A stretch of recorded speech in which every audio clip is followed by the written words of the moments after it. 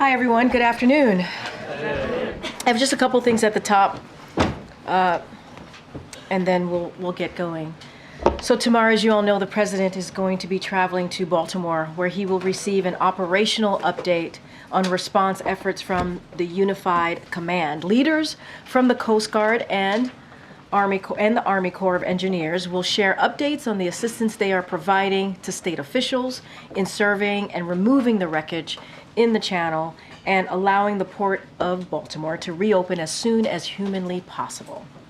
The president will be joined by Governor Moore and other Maryland and Baltimore area elected officials. He'll also be joined by Secretary of Transportation Pete Buttigieg. As we all know, 6 individuals tragically lost their lives when the Francis Scott King Bridge collapsed last week. They were hard workers laboring in the middle of the night to repair potholes on a bridge that tens of thousands of travelers crossed every day. The president will meet with loved ones of those individuals during his trip tomorrow. The president is continuing to lead a whole-of-government approach in responding to the bridge collapse. As the president said, within hours of the collapse, this administration will be with the people of Baltimore every step of the way.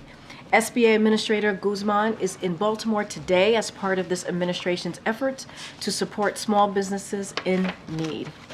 I also want to share a very big announcement that the Vice President and the EPA Administrator Regan made today in Charlotte, North Carolina. They announced a $20 billion in awards to expand access to clean energy, tackle the climate crisis, improve air quality, lower energy costs, and create good-paying jobs. This investment through the EPA's Greenhouse Gas Reduction Fund will stand up a national network that will finance tens of thousands of climate and clean energy projects across America. At least 70% of these funds will be invested in low-income and disadvantaged communities. This makes the Greenhouse Gas Reduction Fund the single largest non-tax investment in the Inflation Reduction Act to build a clean energy economy while benefiting communities that have historically been left behind. And finally, I want to briefly preview the president's schedule next week. On Monday, he will travel to Madison, Wisconsin, and discuss how he is lowering costs for Americans.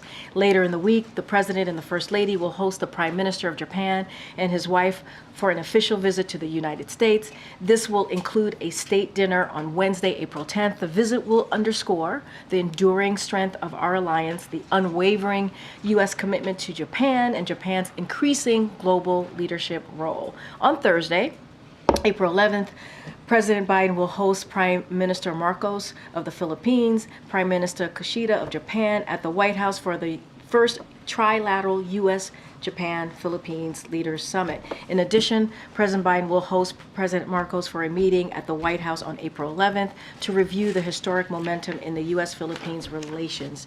Thank you for your patience. With that, the Admiral is here to talk about the President's call with Prime Minister Netanyahu and any updates that we have in the Middle East. Admiral? Very much. Good afternoon, everybody.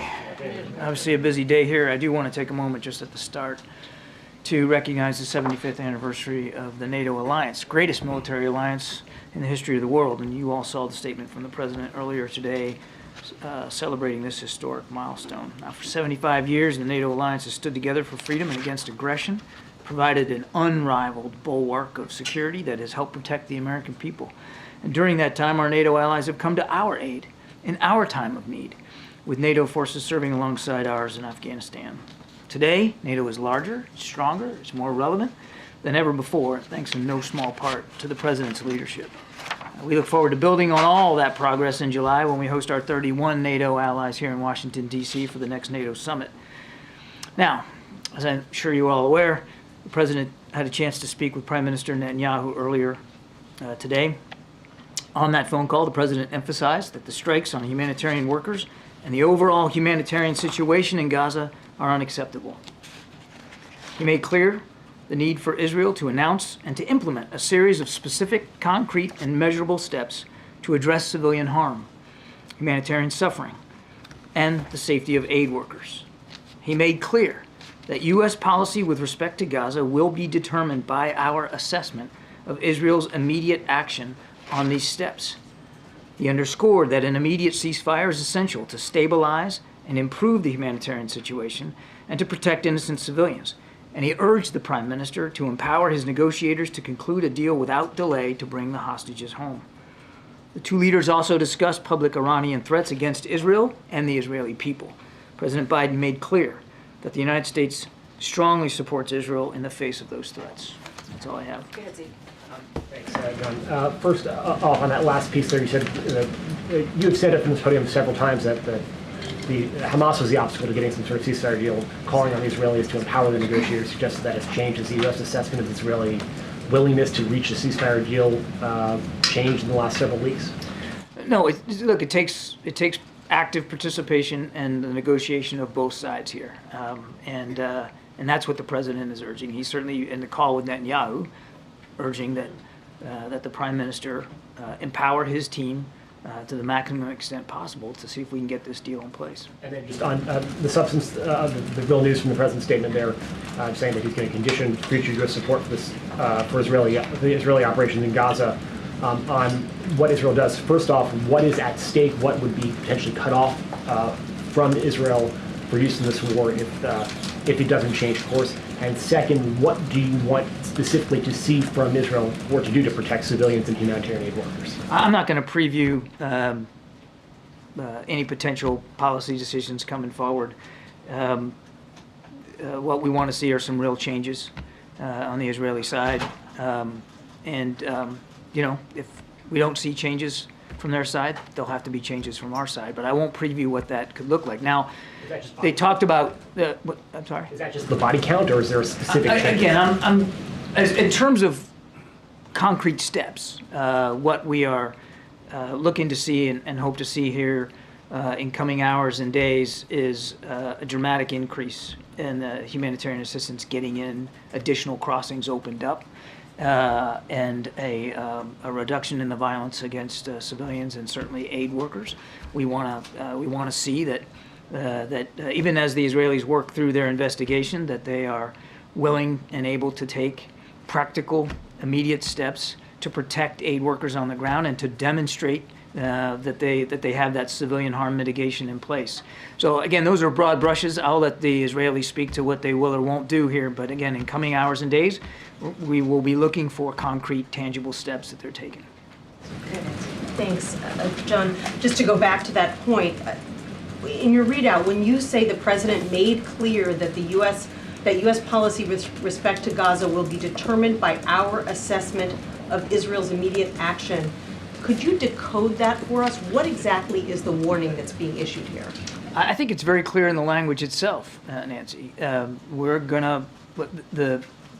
looking for concrete steps to alleviate humanitarian suffering in Gaza. Again, I won't get ahead of what the Israelis will or won't say or announce. We're looking for concrete steps to be announced here soon. And it's not just about the announcement of concrete steps and changes in their policies, but it's the execution of those announcements and those decisions and implementing them. And so we obviously will watch closely and monitor how they do on the commitments that they make. And as I said earlier, if there's no changes to their policy and their approaches, then there's going to have to be changes to ours. I think what the world wants to understand is the White House warning that it may remove military aid?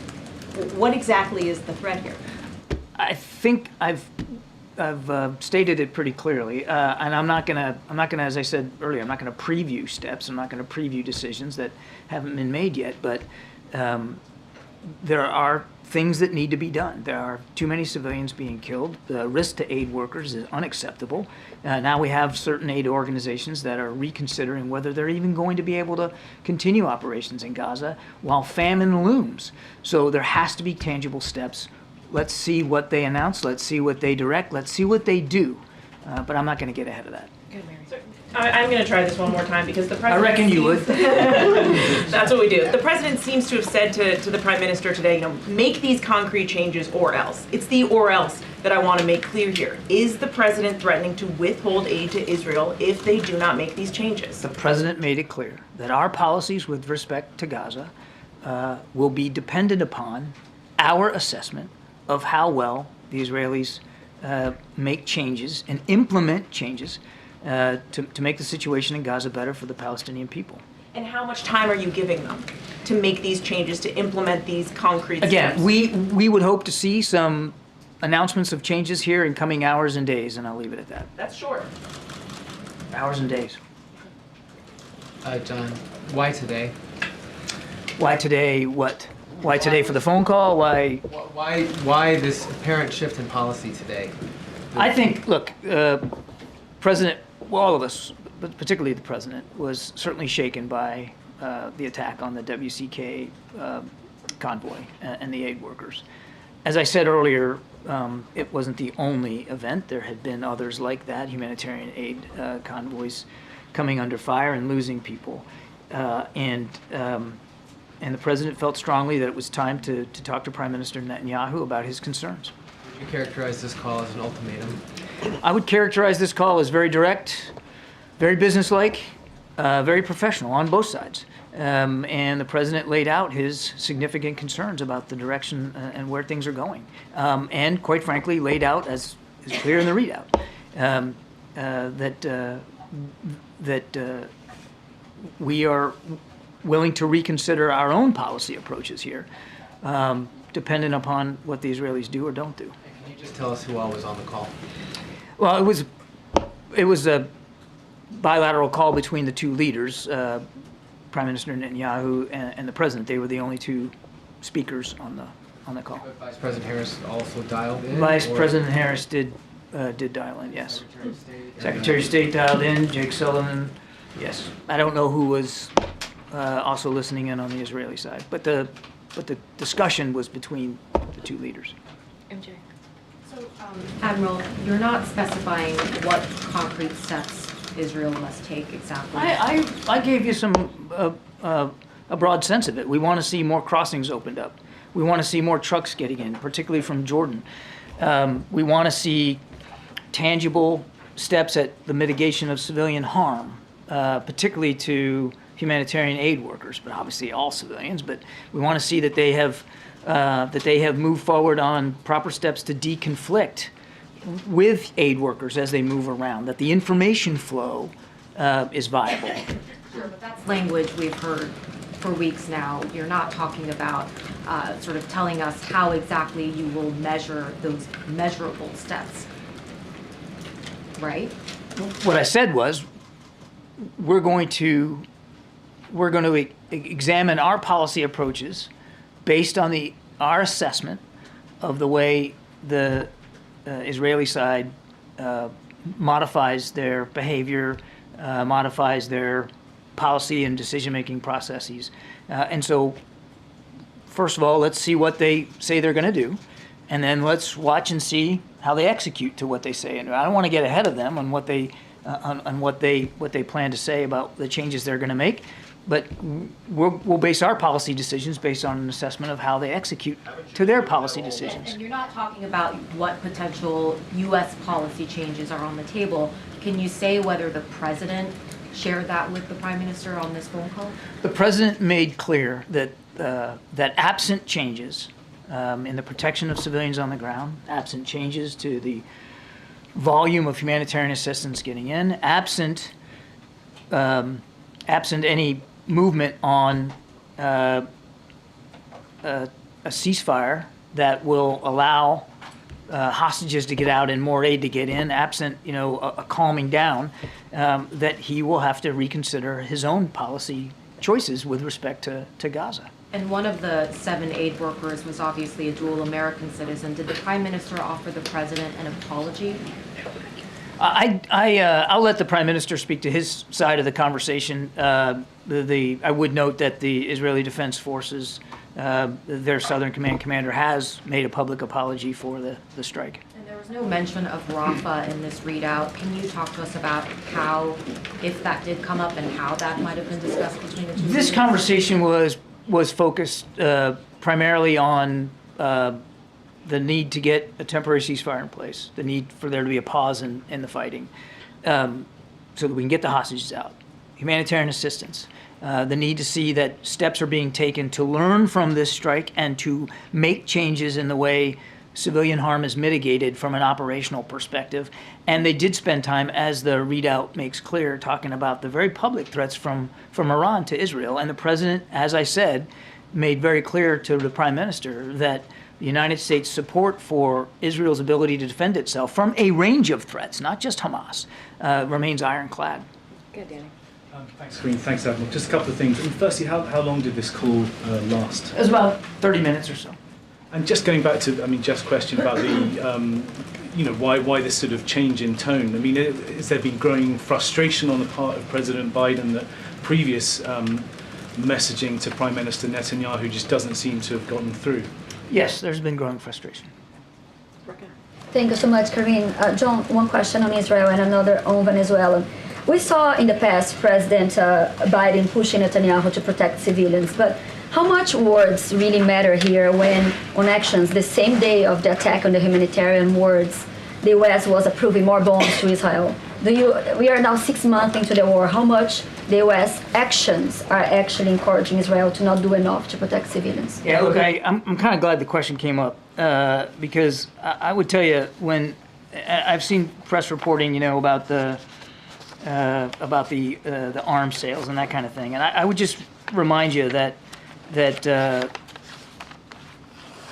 it, with the exception of the immediate 2 months after the attack, we haven't really sent emergency aid and military assistance to Israel. There was in the first couple of months. But what you're seeing here is the result of a process of foreign military sales to Israel that takes years. And a lot of this material that's been reported publicly was notified to Congress many, many months, if not years ago, and are in the train to get to Israel. I think it's important to remember, as I tried to mention in the last answer, that Israel still has a lot of threats it faces. I mean, we're all focused on Hamas, and I understand that, but they still face active threats throughout the region, including from Iran. And the United States still has an ironclad commitment to help Israel with its self-defense. And so a lot of these articles, including the 2,000-pound bombs and the F-35s, those are things that have been long in the train and not tied. The foreign military sales process was not tied to this conflict.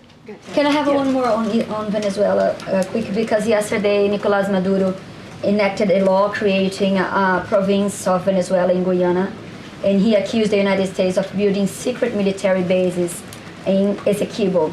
So what is your reaction? And is the U.S. considering build a military base to support Guyana to defend their sovereignty? There's no plans for a secret military base. And we've said many times that there's an 1899 arbitral ruling about the border between Guyana and Venezuela, and we want both sides to respect that ruling and to do it peacefully. Thank you. You said we would hope to see an announcement of changes. I'm wondering if that is just hope, or is it an expectation? Is it based on a commitment?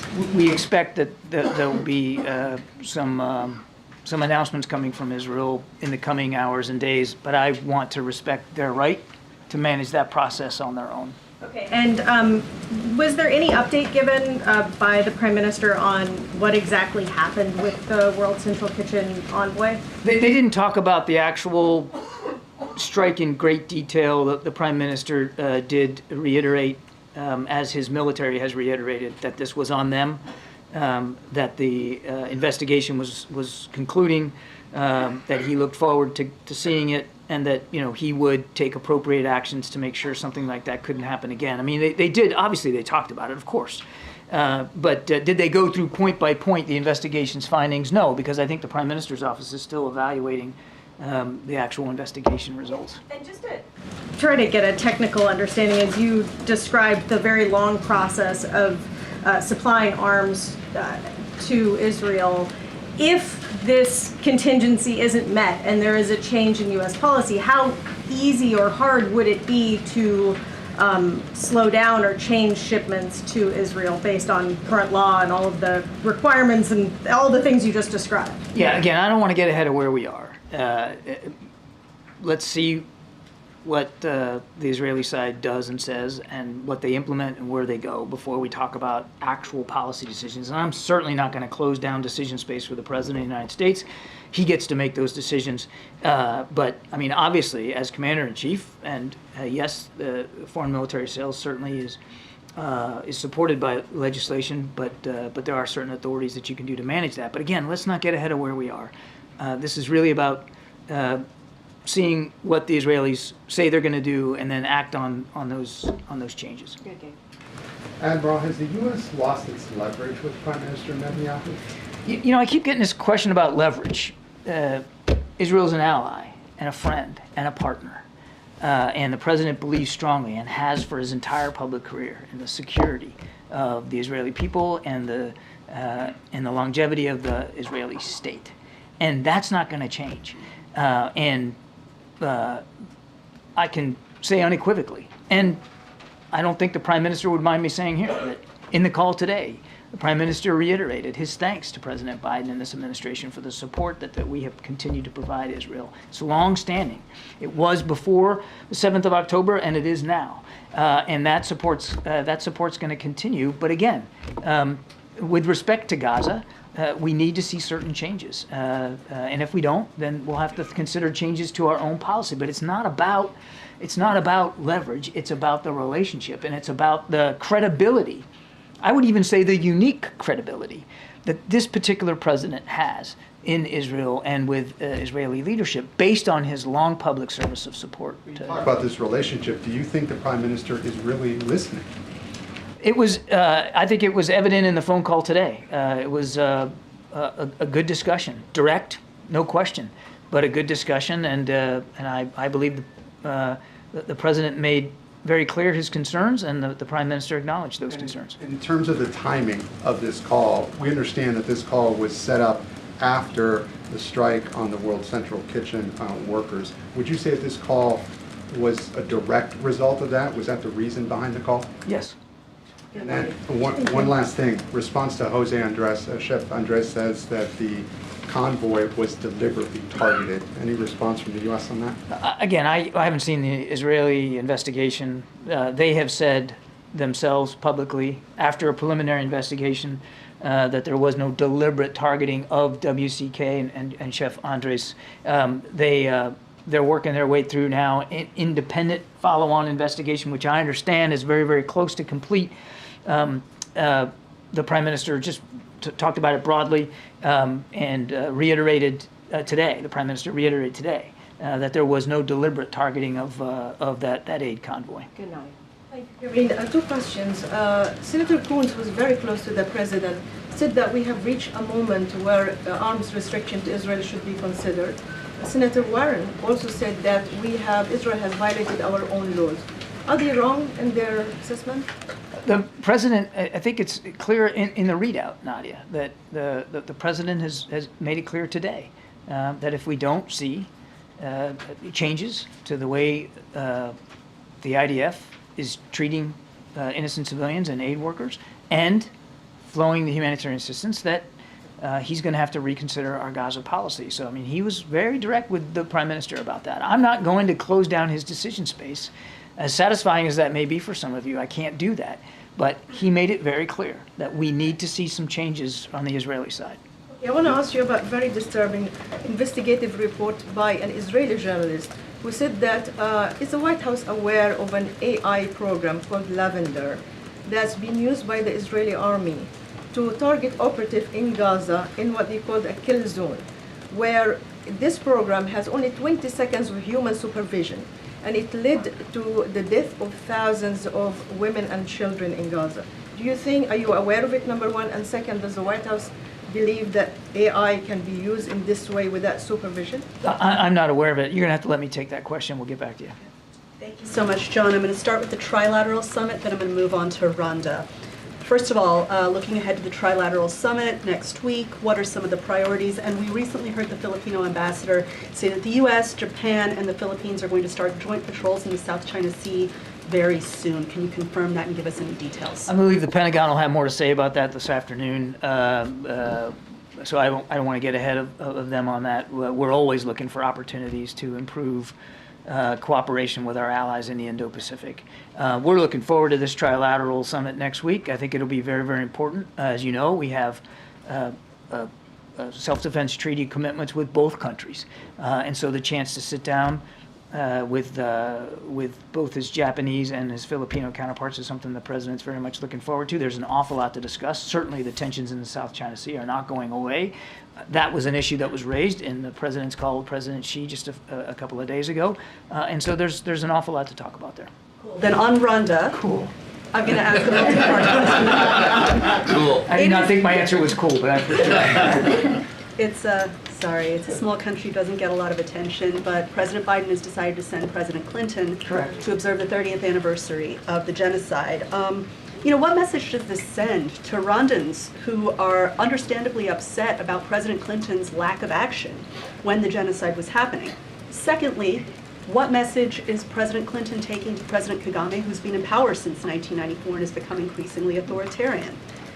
And then finally, in 1998, President Clinton pledged the Rwandan people that his administration was going to work to identify triggers of genocidal activity so that something like this never happened again. Do you think Washington has improved on that front in the last 30 years?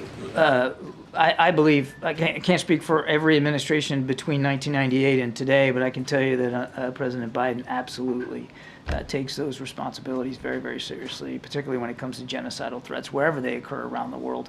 And he's very grateful that President Clinton has agreed to lead the delegation for the 30th anniversary. 800,000 people slaughtered in that conflict.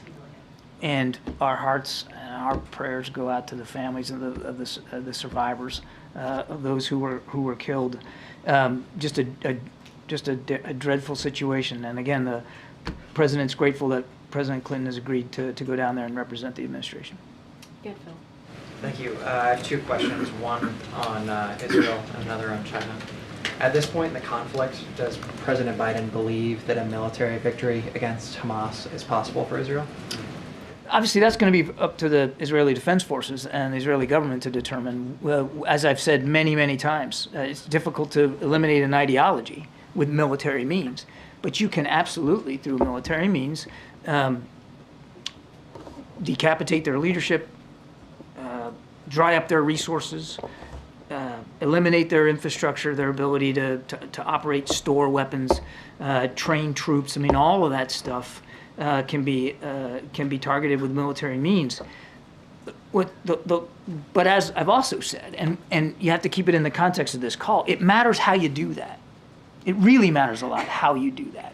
And it's the how that the president was focused on today, and the way these operations are being prosecuted, and the additional harm that's coming to civilian aid workers and innocent Gazans. And then Xi reportedly told President Biden during their summit in San Francisco that Beijing plans to reunify Taiwan with mainland China. Did the Chinese leader bring up similar sentiment in their call the other day? And if so, what was President Biden's response?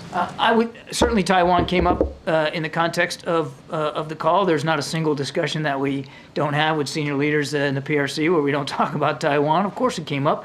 I won't characterize President Xi's comments, but I can tell you that President Biden was very, very clear that nothing's changed about our one China policy. We don't support independence for Taiwan, but we also don't want to see the status quo changed in a unilateral way, and certainly not by force. Okay, a couple more. Go ahead, Jared. I know you said that Rafah wasn't the point of this conversation and it wasn't discussed a lot. Does that mean that is still sort of a separate issue that's going to be sort of an ongoing discussion between U.S. and Israeli officials? I don't know if I'd call it separate. It wasn't a focus of this call. The call was, as I answered to MJ, it was really about the humanitarian situation and changes we need to see. But we look forward to having another conversation with Israeli counterparts in coming days, hopefully in a week or so, on Rafah specifically. And we hope this next one will be in person, but we'll have more to say about that as we get closer to it. So an operation in Rafah would not sort of run counter to these new conditions that the president laid out to the Prime I didn't say Minister? that at all. I mean, one of the big concerns about a ground operation in Rafah that we've expressed is the damage it could do, the death and destruction it could render to the 1.5 million Gazans that are seeking refuge there. So, again, today's call was really focused on humanitarian assistance, civilian casualties, and that includes humanitarian aid workers. You can't talk about Rafah and the possibility of operations going after those Hamas battalions in Rafah without also talking about the humanitarian situation down there, which is dire. Yeah, Brian. Thanks a lot, Admiral. Does President Biden agree with Donald Trump that Israel's war against Hamas is taking a long time? I'm not going to compare the president's views to Mr. Trump. I think you can understand. I need to stay out of that. All I would tell you is we have expressed our concerns about the manner in which operations are being conducted, and the speed and the energy with which we want to see changes to the way those operations are being conducted. And I think I'd leave it at that. Does the President think that Israel's war against Hamas is taking too long? The president believes that they have a right to go after the Hamas threat, which is still viable. And the president made it clear again today that we support, and we will continue to support, not just philosophically, but tangibly, Israel's right to defend itself against a range of threats, and certainly that includes this fight against Hamas. But again, I want to reiterate what I said earlier. It's not just the threat of Hamas that Israel's facing. They are facing broader threats throughout the region, including directly and publicly from Iran. Peter. John, a follow-up on that first. Did the CIA warn Israel, or did President Biden warn Netanyahu today about an Iranian plan to attack inside Israel within 48 hours? I'm not going to talk about intelligence matters, Peter. I think you can understand. But they did talk about a very public and very viable, real threat by Iran to Israel's security. And I think I need to leave it at that. It's really as far as I can go. On October 7th, President Biden said, "My administration's support for Israel's security is rock solid and unwavering." That is not true anymore, correct? No, it is true. Still true today. How is his support unwavering, but you're also reconsidering policy choices? Both can be true. They cannot be true. They're completely different things. No. I'm sorry. He is wavering. No, come on. How is he not wavering? Come on now.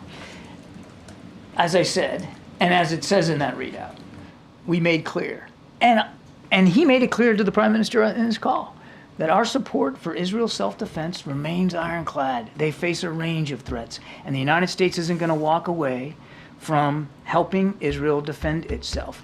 That said, you can say all that, and you can act on that, and you can believe that, and the President does, and still believe that the manner in which they're defending themselves against the Hamas threat needs to change.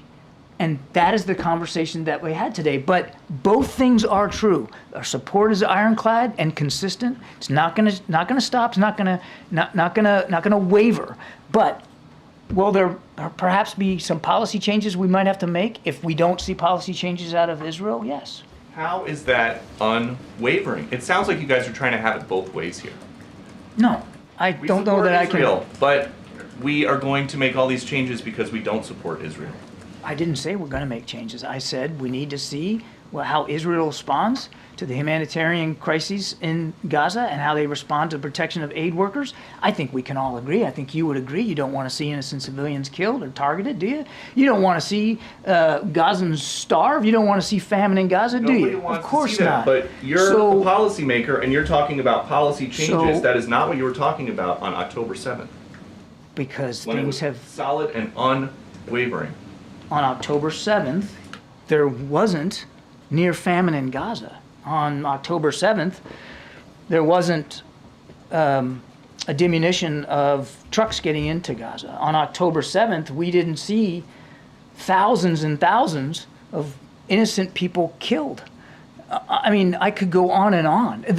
We're talking about a conflict there which is dang near at 6 months here. This weekend, 6 months. And it has changed over time.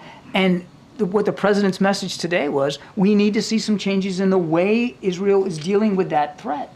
That's what two good friends and allies can discuss. This isn't about changing our support to Israel or the security of the Israeli state, and I just have to take issue with the premise of the question. Okay, just the last one then. Where is President Biden on any of this? When he wants to talk about how angry he is or frustrated he is about the high cost of insulin, he comes out and gives an impassioned speech. Where is he on any of this? He's been talking about this. He's been issuing statements on this. In private? No, that statement, last I looked, was public. But where is he? Why isn't he here right now? I'm sure you'll continue to hear from the president about this and many other national security issues. All right, we gotta wrap it up. Go ahead. Thanks. Can you share anything about White House views on the upcoming UN Security Council resolution to prohibit nuclear weapons in space, which is scheduled to vote as soon as Friday? Yeah, actually I can. And if you don't mind, I do have some notes. I want to make sure that I get this right. But I think last month, Ambassador Thomas Greenfield announced that the United States and Japan would put forward a Security Council resolution calling on all countries not to deploy nuclear weapons in space or to develop nuclear weapons specifically designed to be placed in orbit around the Earth. And we will be bringing this resolution to a vote in New York early next week. Now, the vote should be straightforward. The Outer Space Treaty, which has been signed by more than 130 countries, including Russia, PRC, and of course the United States, prohibits the deployment of, quote, nuclear weapons or other kinds of weapons of mass destruction, end quote, in orbit, period. Now, we have heard President Putin say that Russia has no intention of deploying nuclear weapons in space. So we look forward to Russia voting in favor of this resolution. There should be no reason why not to. And if they do, then I think that should open up some really legitimate questions to Mr. Putin about what his intentions really are. SV, you have the last question. Admiral, could you clarify on the ceasefire language that the president used in the statement? He says that that there should be a ceasefire, and then the next, after a comma, he urged Prime Minister and power negotiators to conclude a deal without delay. So are the two tied together, or is he saying ceasefire right now, and then the other thing later? I mean, how immediate is immediate? I can't really improve upon the president's language. We want to see a pause in the fighting. We want to see a ceasefire immediately, so that we can get more humanitarian assistance in and create a set of conditions where aid organizations feel better about operating inside Gaza, because as we've already seen it as a result of the attack on the WCK workers, that some aid organizations now are pulling back. So we want to see that immediate ceasefire in place. We also, of course, as we've said many times, think that could also provide a window here to get the hostages out. All right, thanks. Thank you so much. Thank you very much. John, before you go, was it an ultimatum? Was it an ultimatum? All right, thank you so much, Admiral. Go ahead. Screaming. Either before the call or after the call, has the White House briefed lawmakers on Capitol Hill about this potential change in U.S. policy? What is at stake here? Well, look, I think the Admiral made it very clear. We are giving the Israeli government an opportunity to deal with something that is pretty serious. Humanitarian aid workers who are we saw this week being killed. I think we talked about, we've seen that more than 200 humanitarian aid workers in the past several months. And so that needs to stop. And so we're giving the Israeli government, as you heard from my colleague, come up with some ways, some measures here on how to avoid that. We have to keep civilians safe. We have to keep humanitarian workers safe. And so I don't want to get ahead of that. We're always having conversation, always in contact with congressional members. I don't have a readout of outreach that was done right after the call. Obviously, the call ended not too long ago, and so don't want to get ahead of that. But I think in that readout, the president made it very clear where he stands in this moment. He made it very clear after the horrific, what happened, the horrific events of seven, brave people doing heroic work. What happened to them? He put out a very strong statement. So I think the president has been very clear. He's outraged. He's heartbroken, and this needs to stop. We need to protect civilian lives. That's why he's having.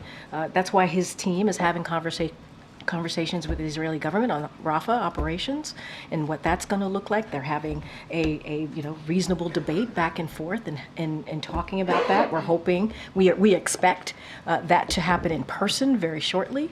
And so the president has been very clear. We got to protect civilian lives. We have to protect humanitarian aid workers.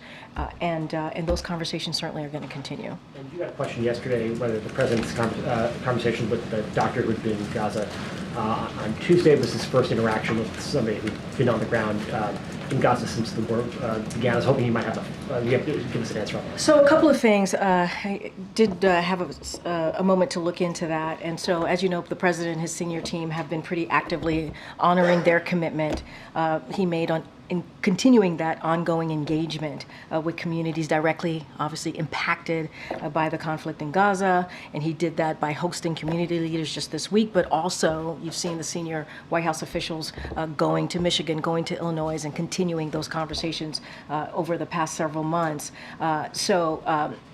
Look, and we believe that by going across the country and hearing directly from community leaders in numerous states, that we are keeping that ongoing commitment. And so, look, there were three doctors who recently returned from Gaza who participated in the meeting this week, and they shared their firsthand experience with President Biden. And so we can say that there were three doctors. We're trying to be really respectful and keeping the privacy of those who are attending these very private meetings. But I am able to share there were at least three doctors who have had the firsthand experience, have gone to Gaza, and they were able to share their firsthand experience with the president. And so I can share that, but I also want to be really careful because we do want to keep our commitment in keeping these conversations private, and that includes the attendees. So that was the first time that the president has interacted with anybody who'd been on the ground, correct? So what I can say is, I have not checked in on that, right? I want to be really clear. No, but I think three doctors coming to the meeting yesterday and laying out their first account, I think that's important, right? So we were able to share that information with you. Three doctors who've been in Gaza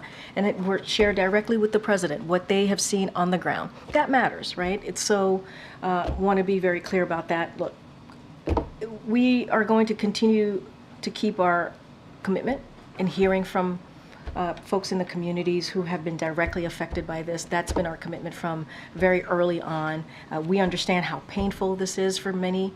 We understand how important it is to hear directly from Americans. This is what the president wants to do. He's a president for all Americans. He has said that continuously on any issue. And on this issue, it is important to do that as well. And then yesterday you got the question that the president had been briefed on this avian flu outbreak. Wondering, is the president going to designate any sort of coordinator at the White House or federal government to manage this? So I'm glad that you asked that question because we do have a couple of things to share with all of you. The president has been briefed. I think I may have shared that yesterday as well. Look, the health and safety of American public is very serious. We take that very seriously. Our top priority, obviously, is to keep communities healthy, safe, and informed. What we were able to do is the White House stood up a response team with relevant agencies like the CDC, FDA, USDA to ensure that we are doing everything in our power to ensure we keep communities healthy, safe, and informed, ensure that our nation's food supply remains safe, and monitor any and all trends to mitigate risk and prevent the spread of avian flu. We are also in regular touch with those relevant agencies and receiving daily updates because, again, we take that very seriously. And this is an issue when you think about the avian flu. This is public experts, health experts, and agencies have been preparing for this for decades, for 20 years now. And so we have invested the ability to test, the ability to prevent, and to treat. And so as CDC said themselves, right now the risk to human health from this outbreak is low, but we want to keep it that way, which is why we set up this immediate response team. And so we're going to continue to monitor, and we're going to look for all relevant trends as it relates to the avian flu, and we want to make sure that we keep all Americans safe. Thank you for the question. I think it's important. Go ahead, MJ.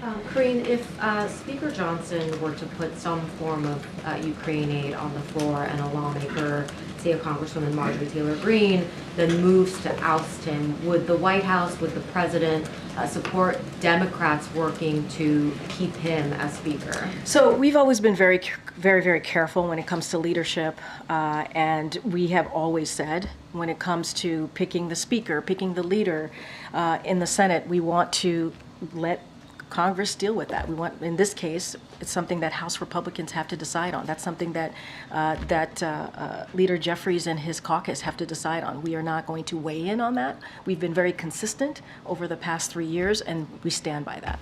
Any recent contact with the Speaker's office that you could read out? I don't have anything to read out to you at this time. Obviously, our Office of Leg Affairs is in constant communication with congressional members on the Hill. And I do want to just say, and we've been pretty consistent about this, when it comes to the National Security Supplemental, that it includes all important Ukrainian aid. We believe that there continues to be bipartisan support in Congress. The Speaker needs to put that on the floor. He needs to make sure that he gives House members an opportunity to vote for that. We believe it would get overwhelming support.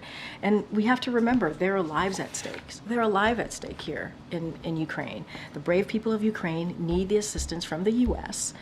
to continue to fight for their democracy. That's what we've been able to do for more than 2 years. We got to continue that. And because of congressional inaction, we have sadly seen Ukrainians losing ground in the battlefield. And so we believe, put it out on the floor. The Speaker needs to do that. Let congressional members vote on it. We think it'll get overwhelming support, 72-29 coming out of the Senate for that National Security Supplemental. It got to move. It has to move. Lives are at stake here. Okay. Karine, was the president briefed yesterday, or did he see the comments by Jose Andres in his interview with Reuters? He's aware. He's aware. He's been briefed, and he's aware by the comments. Look. You saw the president. We put that in his statement. Obviously, we made sure that it was in his statement how he felt about his relationship, his friendship with Chef Andres. He considers him a friend. He sees him as a hero in everything that he has done, not just in Gaza but across the globe, in feeding people who are in need. The humanitarian assistance that he provides. We have said the op-ed that he wrote is incredibly powerful, and that the first couple of words out of his statement yesterday was outrage and heartbroken. 7 people died. Outrage and heartbroken. Was he concerned about the discrepancy, though, between how Chef Andres described a deliberate attack on his workers versus what the White House and Israel have said in terms of describing that attack? Look, there's an ongoing investigation. We're going to let that investigation move forward. And we certainly, I think we all can understand how heartbroken Chef Jose Andres is at this moment. We understand that. We are mourning with him. We are mourning with the families that lost their loved ones, so we can be sensitive to that. But as it relates to making any declarative statement, we have to make sure that this investigation moves forward, and it is, and we will see where that takes us. Okay, Nancy. Thanks, Karine. The parents of Jacob Flickinger, who's the American citizen who was killed in the World Central Kitchen strike. They said this morning they haven't heard from anyone in the U.S. government except for that first day when they got a notification from the U.S. Embassy in Jerusalem. Does the president or anyone else at the White House plan to reach out to them? So, don't have a readout for you at this time. Look, we've been always very clear about this, that our hearts, and I just said this to Jeff, our hearts go out to the families. It is tragic. We send our deepest condolences, obviously, to the family of Jacob. And, he and the World Central Kitchen workers were doing heroic work, as I just mentioned. And what happened on the ground as they were doing that heroic work in Gaza is tragic. It's devastating. It's heartbreaking. And we just don't have any additional calls to read out right now. I expect members of the administration to be in touch with the family to express our condolences directly. Just don't have anything to read out at this time. But obviously, our hearts go out to all the families who lost someone they loved.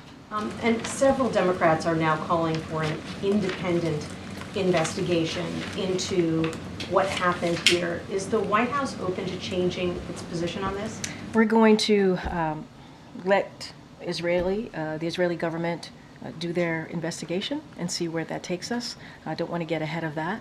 They're doing an investigation. We have said we want it to be comprehensive. We want it to be make sure that it has accountability. We want it to be swift, obviously, and we want it to be public. So don't want to get ahead of that. Let that process move forward, and we'll see where we are from there. Okay. Thanks, Karine. So yesterday, John Kirby said that the U.S. would not consider a shift in their policy towards Israel until they finished their review of the World Central Kitchen strike.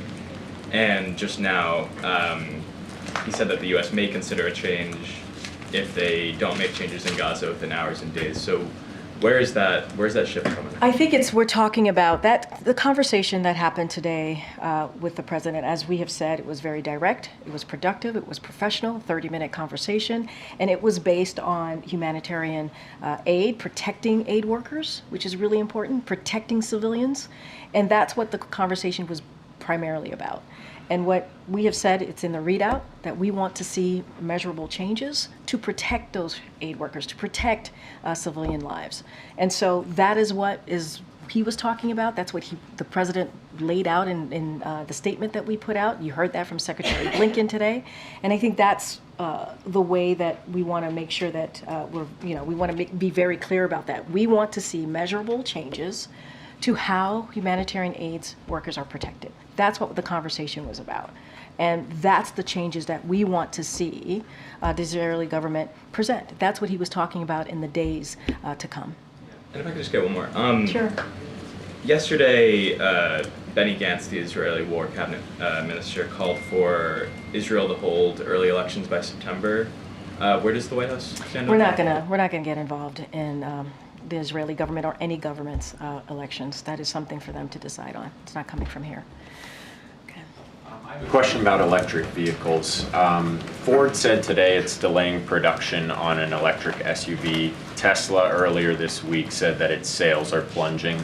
Do these types of developments make the administration rethink their EV policy? No, not at all. Look, when it comes to EV sales, they're reaching record highs.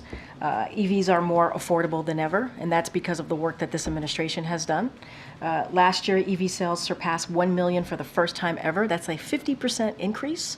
That matters. Under President Biden, EV sales have more than quadrupled. Sales of hybrids and EVs are now a record high of 18% of all light-duty vehicle sales. Average price of an EV is down 20% from just a year ago, just 1 year ago. So we believe that this is part of, well, I should say, the president has always said that he wants to make sure we do everything that we can to lower cost, lower prices. This is part of that, and also do everything that we can to deal with a climate crisis, and this is part of that. So is it realistic to go from about 7 or 8% of sales to 50% of sales in 8 years if the automakers themselves are cutting back on production? We believe, and we've seen that U.S. manufacturing jobs have increased. Jobs have indeed increased. And when you see a boom like this, that means you need auto workers, right? It can't happen on its own. And so we believe this is working. We believe this is part of what the president has promised. And we want to see a manufacturing industry that's for the future of this country. And that's what we're seeing. And that's what the president's working towards. Question about yesterday's call with President Xi. If President Biden is concerned enough about TikTok to bring it up on a call with the president of China, why is he and why is the vice president, why are they still making videos for TikTok? That's coming out of the campaign, so I would refer you to the wait, that's, I understand. It is the campaign's decision. I would refer you to the campaign. We have been very clear. We are not trying to ban TikTok. We're not trying to ban TikTok. We're talking about a divestment. You heard that from the National Security Advisor when he's been here a couple times at the podium speaking to TikTok and the legislation and how we're trying to move forward. It is a platform that we really need to take seriously here. We're talking about on national security. And so we've talked about not banning, divesting. not banning, divesting. So we want to be very clear about that. Go ahead, Karen. There's a report from Bloomberg that the White House, specifically Jeff Zients and Will Brainard, are calling major Baltimore employers, including Amazon and Home Depot, encouraging them to not cut jobs in the wake of the bridge collapse. Can you confirm that that outreach is happening and other outreach like that, and what is the message from the administration to those big companies? So a couple of things that, and I think I've read this out before, that we have been doing as it relates to supply chain and the potential economic impact. The President's Supply Chain Distribution Task Force has convened multiple times at this point to analyze the impact of supply chain, which has so far been manageable, which is important. The task force worked with railroads to set up new service lines and with ports and ocean carriers to divert vessels. The SBA, the Small Business Administration, has made low-interest disaster loan assistance available to eligible businesses and set up business recovery centers to help on the ground. As it relates to your question about Chief of Staff Zients and other senior White House officials, they have called major employers in the Baltimore area, including retail chains and distributors, to encourage them to retain workers. So we wanted to make sure that we're having those important conversations for the people of Baltimore, obviously. They're also working with SBA to reach out to small businesses and are in touch with local unions alongside the Labor Department as well. So we're going to do everything we can to have these conversations with stakeholders so that we can identify any and address any potential disruptions. And so if anything, this should show that this is an administration that's being active and we're being proactive, obviously, in trying to make sure that we deal with any potential economic impact. Right now, as I said at the top, we see this being manageable, and this is why these conversations are critical with stakeholders at this. Will the President have any update tomorrow for state and local officials about Congress moving forward on the funding package? So I'm not going to get ahead of the President. He, as you know, he's going to be there on the ground. We'll certainly have more to share later tonight. As I mentioned at the top, he's going to have an opportunity to engage with family members. We lost, as you know, we lost lives on that night, and the President, as he does, and he understands what it means for people to have loss, he'll be there for those families, just like he'll certainly be there for the people of Baltimore. Okay. Thanks, Karine. I have a question about the state dinner next week. But I saw the White House announce today the dinner itself is going to be held in the East Room. And I was just curious, the last state dinner was held on a tent on the South Lawn? Yeah. Was the East Room chosen out of concern that protesters who have been coming after the president might be shouting out past the South Lawn? And not at all. contaminating atmosphere? It's not the first state dinner that's been held in the East Room. I believe, if I'm remembering correctly, South Korea was held in the East Room. So I wouldn't read too much into it.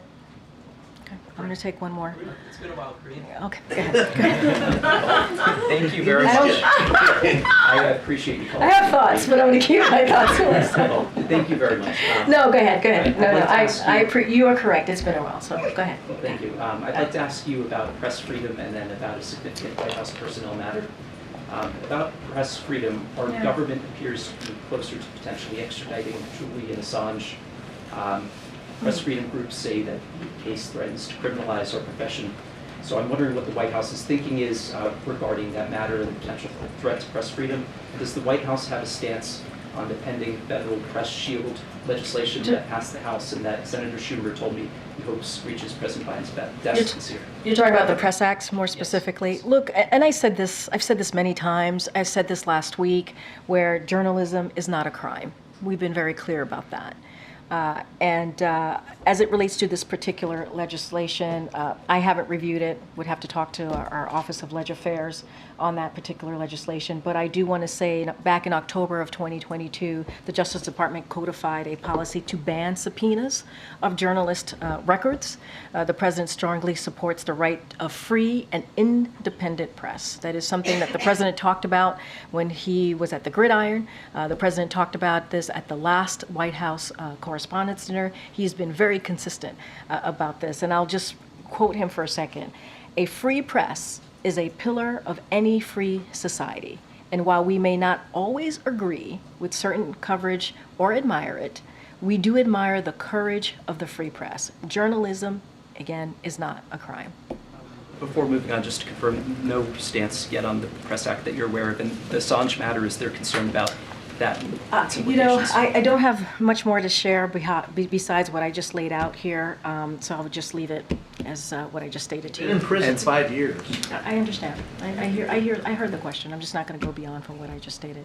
On the personal matter, I'd like to ask you about my reporting on Anthony Bernal, who is one of the most powerful figures in this White House. The First Lady reportedly refers to him as her work husband. 3 former colleagues have made allegations of sexual harassment against him, building on prior reports of bullying. Some of these sources have worked with you. I think you'd find them credible, but Chief of Staff Zients issued a statement dismissing the allegations as unfounded attacks without even investigating them, which my sources say they're alarmed about because they say it could chill sexual harassment and bullying reports. How can the White House potentially or possibly justify not investigating these allegations when the president says he will So fire a couple people? of things. I don't know who your sources are, so I can't. Just with all due respect, I can't speak to that, right? I just don't. I mean, they're blind sources. I can't speak to that. What I can speak to is you saw a statement from our Chief of Staff, Jeffrey Zients, saying they are unfounded. You saw a very strong statement from Anthony himself. It was obviously in your reporting, and he said the same. And I cannot speak to personnel investigations here or anything like that. That is not something I will ever speak to. And I'm not saying there is one. I'm just saying that I cannot speak to that, and that's not something I can do. But hold on. I have known Anthony for some time now. I've known him for more than a decade. I've worked closely with him, and I consider him a friend, but also a colleague that I respect. And that's basically what you also heard from Jeffrey Zients. I just don't have anything else to share beyond your reporting. This, though, because the president said he will fire people for disrespecting colleagues, and there's no investigation. I just said to you that they have said themselves, Jeffrey Zients and also Anthony Bernal, that they are unfounded. I can't speak to your sources. Those are your sources to speak to. I cannot. But no Special status come from the First Lady shielding him, as some sources I've believe? answered the question. Anthony Bernal spoke for himself. You heard from our Chief of Staff, and gave your publication a statement, obviously, and you've heard from me. I don't have it. I don't have anything else to share. Sexual harassment. I don't have anything else to share on that. So we don't end in that way. Go ahead, Brian. I guess I want to just clean up something that you've spoken to today. Would you categorize the conversation with Netanyahu that we've been told about all day long? Was it an ultimatum? Did we deliver an ultimatum to No, him? I mean, look, was it a shot across the bow? It was a direct conversation. It was an honest conversation. It lasted 30 minutes, as you heard from my colleague. And we have said this many times before. You've heard this from us. You've heard this from the president himself. The prime minister and this president have known each other for decades. And because they have known each other for some time, they have been able to have a direct and honest conversation. And so after what we saw, especially with seven lives taken who were part of the World Central Kitchen workers, right, who were doing heroic acts, providing humanitarian aid. After what we saw, and you heard from the president, he was outraged. He was heartbroken. He wanted to have this direct conversation on how to keep humanitarian aid workers safe, protected, and also civilians, innocent civilians. And that conversation has been happening for some time. And so on protecting innocent civilian lives. I mean, that's one of the reasons, as I stated moments ago, why he wanted to make sure that his team and the Prime Minister's team came together to talk about their potential Rafah operations, because he believes that we need to protect civilian lives, and a major military operation was not the way to go. Understanding that there are Hamas operatives in Rafah, but we have to make sure that we protect innocent lives here. So they had a very direct conversation. That is because they've known each other for many decades. All right, everybody, thank you so much. We'll see you. Hopefully, we'll see some of you in Baltimore tomorrow.